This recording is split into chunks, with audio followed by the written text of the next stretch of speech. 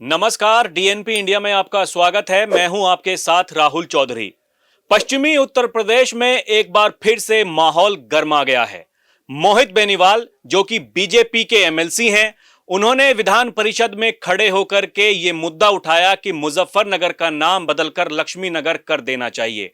उसके बाद में वो सूबे के मुखिया योगी आदित्यनाथ से भी जाकर के मिले और एक पोस्ट के जरिए उन्होंने ये जानकारी दी कि उन्होंने मुख्यमंत्री जी से मिलकर के ये आह्वान किया है और ये रिक्वेस्ट करी है कि मुजफ्फरनगर का नाम लक्ष्मी नगर कर दिया जाए, जिसके बाद से पश्चिमी उत्तर प्रदेश के लोग, खासकर मुजफ्फरनगर और आसपास के जिलों में रहने वाले लोग ये चर्चाएं करने लगे हैं कि क्या वाकई मुजफ्फरनगर का नाम बदल दिया जाएगा।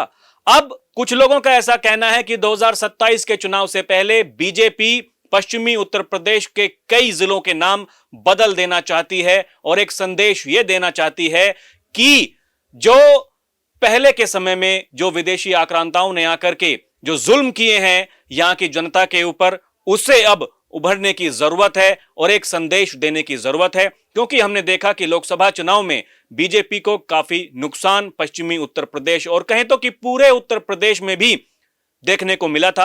लेकिन उसके बाद में जो उपचुनाव हुए उसमें पार्टी ने प्रदर्शन अच्छा किया और यह भी तय है कि 2027 तक जो संभल विवाद चल रहा है यह भी सुर्खियों में रहने वाला है। अभी हाल ही में महाकुंभ हुआ, जिसके की बहुत सारी बातें की जा रही हैं। यह कहा जा रहा है कि एक सनातन की जो परंपरा है देश ने उसे अपनाया है, जो संस्कृति देश की है उसे देश की जनता ने अपनाया है। आगामी चुनावों में यह एक बड़ा हथियार बीजेपी के लिए उभरकर सामने आने वाला है, बनने वाला है।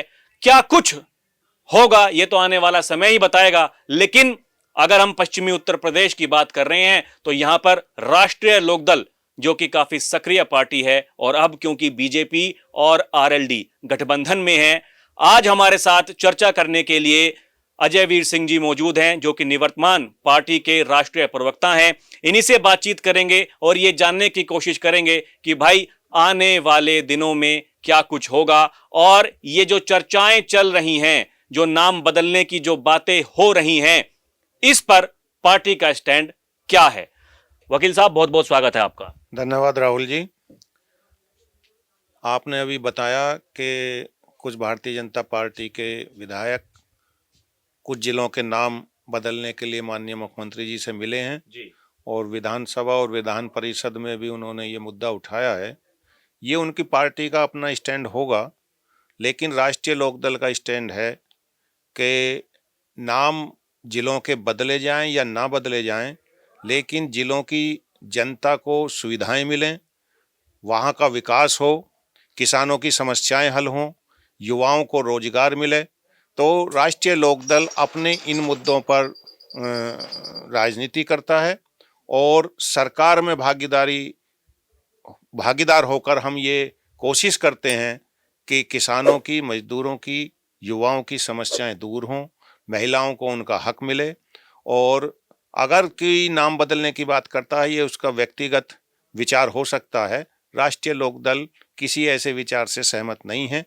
हमारी सहमति इस बात पर हो सकती है कि सब जनता को सुविधाएं मिलनी चाहिए, क्षेत्र का विकास होना चाहिए और किसानों की समस्याएं हल होनी चाहिए। अभी देखिए, जब से ये मामला सामने आया है उसके बाद में हम देख रहे हैं जो विपक्षी पार्टियां हैं वो अब हमलावर हैं। अगर हम मुजफ्फरनगर के सांसद की बात करें, जो हरिंदर मलिक जी हैं, उन्होंने ऐसा कहा है कि ये काम धाम इन्हें कुछ करना नहीं है, केवल मुद्दों से भटकाना चाहते हैं, इसीलिए ये सब प्रयास किए जा रहे हैं। इसके अलावा और भी जो कई नेता हैं विपक्षी पार्टियों के, उनके ऐसे बयान सामने आए हैं। जबकि बीजेपी के जो नेता हैं वो इस बात को कह रहे हैं कि जो एक मुगलों के समय से जो ये चर्चाएं चलती आ रही हैं और जो ये सब कुछ हो रहा था, भाई उससे अब बाहर निकलने की जरूरत है, गुलामी की जंजीरों से बाहर निकलने की जरूरत है। आप गठबंधन में हैं तो एक पार्टी कह रही है कि भाई गुलामी की मानसिकता से बाहर आना चाहिए, आपका ऐसा कहना है कि आपकी पार्टी की लाइन अलग है, जो कुछ वो कह रहे हैं वो उनका व्यक्तिगत मामला है। ये कैसे हो सकता है? देखिए, भारतीय जनता पार्टी की अपनी लाइन है और उसके नेता उन्हीं लाइन पर काम करने का काम करते हैं। राष्ट्रीय लोकदल चौधरी चरण सिंह जी द्वारा बनाई गई पार्टी थी जिसमें किसानों को, मजलूमों को, युवाओं को, महिलाओं को सम्मान देने की बात थी, उनकी समस्याएं उठाने की बात थी। और आज भी हमारे राष्ट्रीय अध्यक्ष जी सरकार में रहते हुए भी युवाओं की उनका स्किल डेवलपमेंट के लिए प्रशिक्षण शिविर हों, और युवाओं के लिए अपनी सांसद निधि से वो ट्रैक बनवाने का काम हो। सारी सांसद निधि अपने स्पोर्ट्स में युवाओं के लिए वो लगा रहे हैं। तो हमारा मानना ये है कि अगर किसान, युवा और महिलाएं सब संपन्न होंगे, सब खुशहाल होंगे, तो अपने आप प्रदेश खुशहाल हो जाएगा। नाम बदलने से क्या होता है कि अब हम उत्तर प्रदेश के बंटवारे के भी हम समर्थक हैं। हमारे चौधरी अजीत सिंह जी हरित प्रदेश के लिए, पश्चिम उत्तर प्रदेश को अलग राज्य बनाने के लिए उन्होंने कितनी गोष्ठियां की, कितने सम्मेलन किए। और भारतीय जनता पार्टी भी छोटे राज्यों की पक्षधर रही है। जो विपक्षी लोग दल हैं वो बताएं कि उत्तर प्रदेश का बंटवारा होना चाहिए या नहीं होना चाहिए। जो उत्तर प्रदेश में इतनी बड़ी जनसंख्या है वो उसका विरोध करते हैं। हम आज भी छोटे राज्यों के पक्षधर हैं और हम चाहते हैं कि पश्चिम उत्तर प्रदेश के साथ साथ बुंदेलखंड, मध्य उत्तर प्रदेश ये अलग राज्य बने। छोटा राज्य होगा तो उसका विकास और जल्दी होगा। अभी आपने पश्चिमी उत्तर प्रदेश की बात की, हरित प्रदेश की आप बात कर रहे हैं। बिल्कुल आप सही कह रहे हैं कि जो पार्टी के नेता रहे पहले से आपकी पार्टी के, वो लगातार इस बात की वकालत करते रहे हैं। अभी भी पार्टी का वही स्टैंड है कि अगर ऐसी कुछ संभावनाएं हैं तो हरित प्रदेश होना चाहिए। निश्चित रूप से हमारी पार्टी छोटे राज्यों की पक्षधर है और भारतीय जनता पार्टी भी छोटे राज्यों की पक्षधर है। आप देखिए, उत्तराखंड बना, छत्तीसगढ़ बना और ये झारखंड बना, ये भारतीय जनता पार्टी की ही सरकार में राज्य बने थे। और भारतीय जनता पार्टी और हम लोग ये चाहते हैं कि छोटे राज्य हों और छोटे राज्यों में अच्छा अनुशासन होता है, अच्छा विकास होता है। तो निश्चित रूप से राष्ट्रीय लोकदल इस पक्ष का है कि पश्चिम उत्तर प्रदेश अलग राज्य बने। वकील साहब, एक बात तो बताइए, लोकसभा चुनाव में हमने देखा कि बीजेपी को काफी नुकसान सहना पड़ा, लेकिन उसके बाद के उपचुनाव हमने देखे और जहां जहां विधानसभा के चुनाव हुए जिन राज्यों में, भाई 27 साल बाद यहीं बगल में हम देख रहे हैं कि दिल्ली में बीजेपी ने वापसी की है। उनका जो एजेंडा है वो सनातन धर्म को लेकर है और वो लगातार ये प्रयास कर रहे हैं। वो चाहे, जैसे कि मैंने अपने शुरुआती संबोधन में कहा, कि वो महाकुंभ की बात कर रहे हैं। संभल को देखिए, योगी आदित्यनाथ विधानसभा में, विधान परिषद में खड़े होकर के ये कहते हैं कि जो हमारा है हम उसे लेकर रहेंगे। वो ताल ठोकते हैं इस बात की, डंके की चोट पर ये बात कह रहे हैं कि जो विदेशी आक्रांताओं ने आकर के मुगल साम्राज्य यहां पर स्थापित करने की कोशिश की, और जो जिस तरीके से मुगलों ने जो कुछ किया, भाई मंदिर तुड़वाए, मस्जिद बनवाई, और ये सब अब वापस लेने का समय आ गया है। तो ये आने वाले दिनों में आपको नहीं लगता कि एक ताकत बन गई है बीजेपी की, सनातन की बात करना, हिंदू धर्म की बात करना? देखिए, हमारी पार्टी सब धर्मों को साथ लेकर चलने वाली पार्टी है। और जहाँ तक आपने कहा महाकुंभ का, तो महाकुंभ में निश्चित रूप से एक भव्य आयोजन हुआ है। सरकार ने बहुत बड़ी उपलब्धि सरकार की रही है। इतने लोगों ने वहाँ स्नान किया है और सफलतापूर्वक ये इसका आयोजन हुआ है। निश्चित रूप से उत्तर प्रदेश सरकार को इसके लिए बधाई है।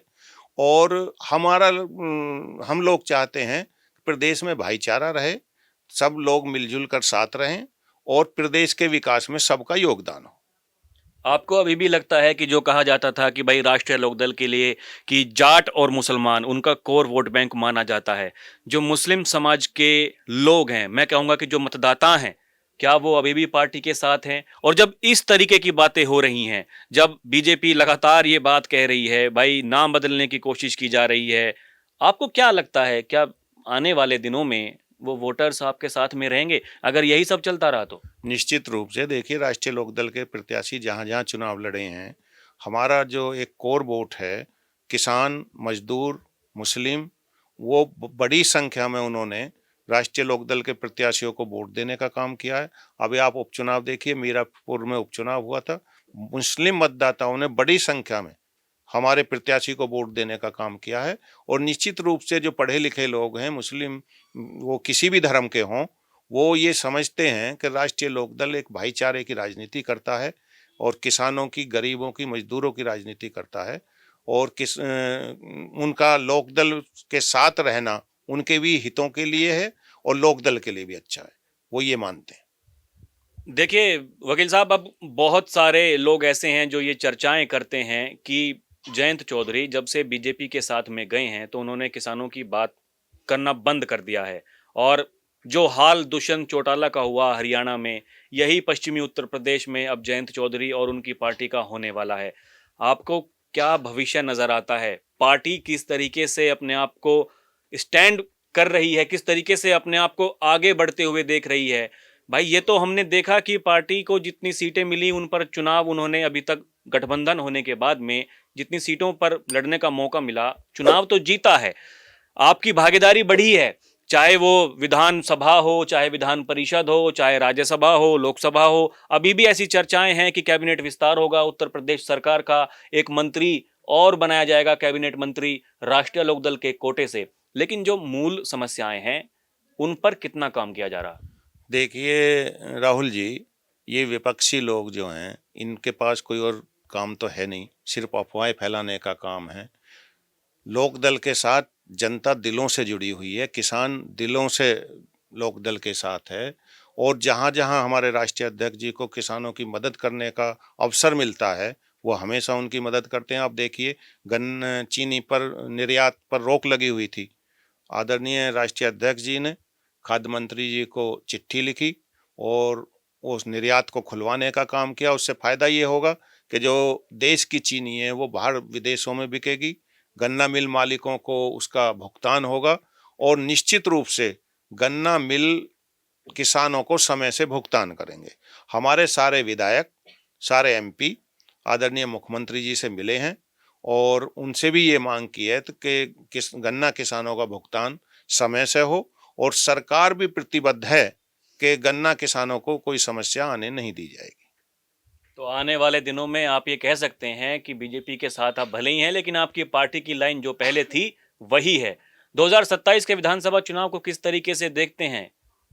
देखिए, मैंने जैसे कहा कि हम सरकार में रहकर भी जनता की समस्याओं को हल कराने का काम करते हैं।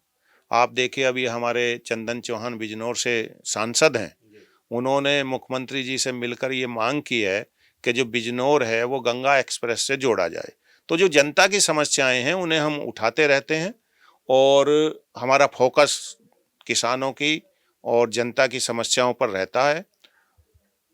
2027 के चुनाव में भी निश्चित रूप से प्रचंड बहुमत एनडीए को मिलेगा और निश्चित रूप से एनडीए की सरकार भारी बहुमत से उत्तर प्रदेश में सरकार बनाएगी। यही देखिए, मैं सवाल पूछना इसलिए ये जरूरी था क्योंकि सुगबुगाहट अभी से वो तेज हो गई है 2027 के चुनाव की। अखिलेश यादव जी कह रहे हैं कि भाई जब हम 2027 का चुनाव लड़ेंगे उससे पहले ये घोषणा कर देंगे कि भाई महिलाओं के सम्मान के लिए हम कुछ ना कुछ जरूर करेंगे। उनका कहने का मतलब ये है कि जो कुछ दूसरे राज्यों में चल रहा है, कहीं 2500 कहीं 2100, वो उत्तर प्रदेश में भी ये लाने वाले हैं। जबकि बीजेपी का जो अपना स्टैंड है वो एकदम क्लियर है।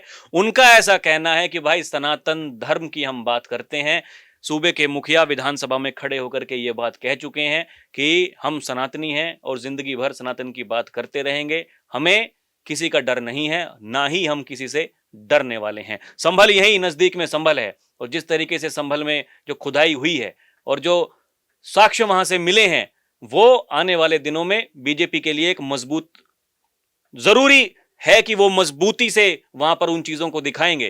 देखिए, संभल के बारे में मेरा कहना इस समय ये उचित नहीं होगा क्योंकि वो प्रेजुडिस है मामला न्यायालय में और ऑनरेबल न्यायालय उसमें तय करेगा कि वो वहाँ क्या हुआ है। बाकी ये है कि जो समाजवादी पार्टी महिलाओं के लिए 2027 की बात करती है, जब समाजवादी पार्टी महिलाओं सरकार में थी तब उन्होंने महिलाओं के सम्मान के लिए क्या किया। सब जानते हैं कि समाजवादी पार्टी की सरकार में महिलाओं के साथ क्या अत्याचार हुए और समाजवादी पार्टी के नेताओं ने क्या अत्याचार किए, सारे लोग जानते हैं। और काठ की हांडी एक बार चढ़ जाती है, बार बार नहीं चढ़ती। इन्होंने लोकसभा, विपक्ष ने लोकसभा में जनता को बहकाने का काम किया था और संविधान के नाम पर लोगों को गुमराह किया था। अब 2027 में इनकी बात जनता नहीं सुनेगी और 2027 का जो विधानसभा चुनाव होगा एनडीए की सरकार फिर उत्तर प्रदेश में बनेगी। वकील साहब, आपने बात की, समय दिया, बहुत बहुत धन्यवाद। अभी के लिए इतना ही। आप देखते रहें डीएनपी इंडिया, हर खबर भरोसे के साथ। कैमरा पर्सन प्रिया के साथ मैं राहुल चौधरी, नमस्कार।